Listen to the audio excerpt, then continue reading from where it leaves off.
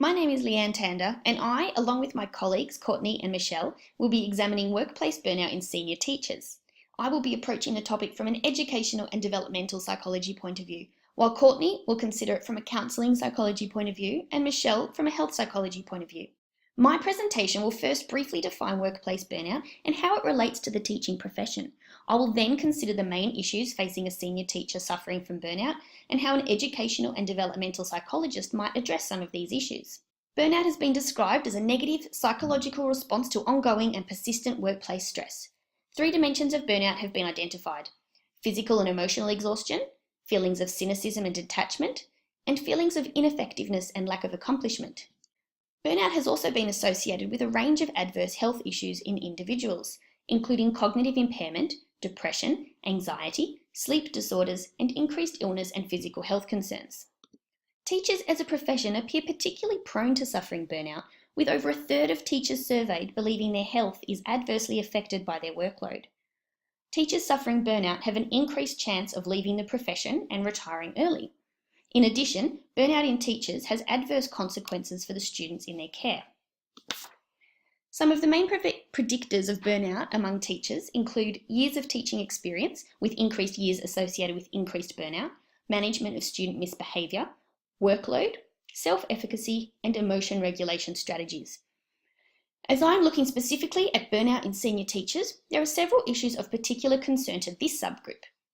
Research suggests older, more experienced teachers suffer from a lack of self-efficacy, feelings of inadequate pedagogical knowledge, declining motivation, increased fatigue, and disillusionment. These feelings may develop due to continuous changes to the educational policies and the requirement to keep up, increased paperwork, declining physical health that's associated with older age, changing career goals associated with a move towards retirement, and long working hours. In addition, in their later years, teachers may actually feel trapped in the profession as it's too late to start a new career, but they may not be financially secure enough for early retirement. So how can an educational and developmental psychologist help senior teachers with burnout? Educational and developmental psychologists work with individuals and groups from infants right through to older adults, assisting with their learning and development throughout life. In this context of a senior teacher presenting with burnout, an educational and developmental psychologist could actually be able to help on 2 fronts. Number 1, work with the individual, and number 2, work with the school. Some of the facets of burnout relevant to this case that an educational and developmental psychologist may be able to help with include coping strategies to deal with work stress. For example, mindfulness appears to be a promising intervention to combat work stress, as it has been negatively associated with emotional exhaustion. It may also help reduce burnout symptoms and psychological distress in teachers. In addition, mindfulness may help protect middle-aged and older adults from the negative mental health effects of stress, life transitions, and changes in career goals as the teacher moves towards retirement. An educational and developmental psychologist may be able to help with the psychological process of planning for retirement and older age, using interventions such as memory banking. Memory banking is the process of documenting and sharing one's life story, and it may be comprised of memories of important events, emotions, and situations.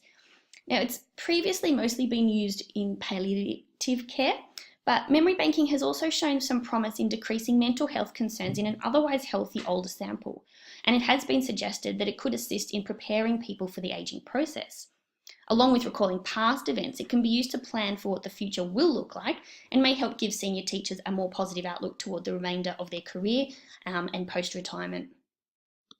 Educational and developmental psychologists can also help with declining cognitive ability. Cognitive decline is not just an old age thing, and it can begin as early as middle adulthood. Now, cognitive impairment has also been associated with workplace burnout, so this may compound the issue of declining cognitive impairment in senior teachers.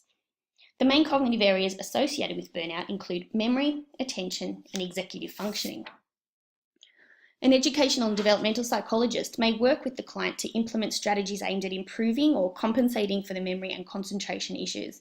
It may be that a few years ago the client could remember their classroom program and content without any prompts, but now with age and burnout they find they're forgetting or missing things, not only at work but in their daily life too. So compensation techniques can be taught to assist teachers with organising their working life, and this may help improve their feelings of effectiveness moving forward. Along with the individual factors contributing to burnout, situational and organisational stresses are just as influential.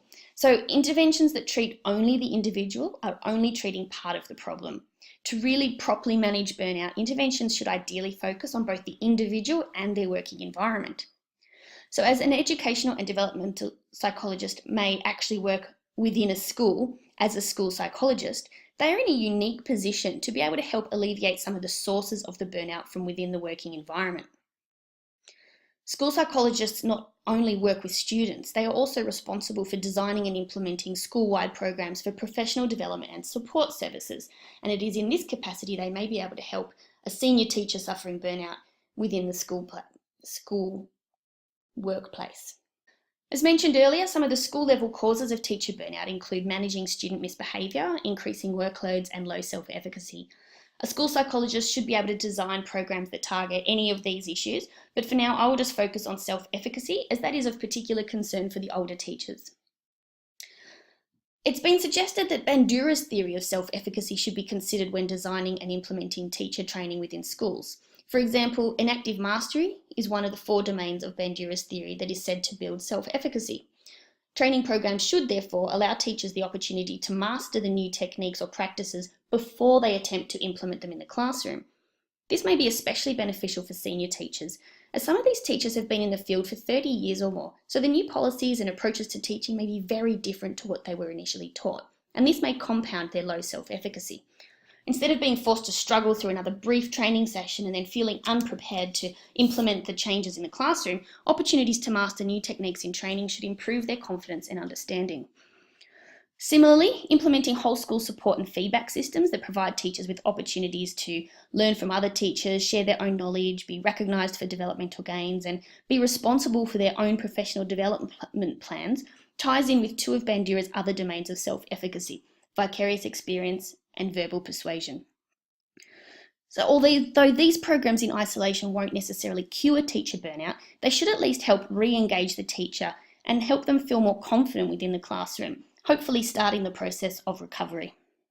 In conclusion, workplace burnout in senior teachers is a serious condition, and educational and developmental psychologists are in a unique position to not only assist the individual suffering burnout, but also implement strategies at the school level to reduce some of the sources of burnout.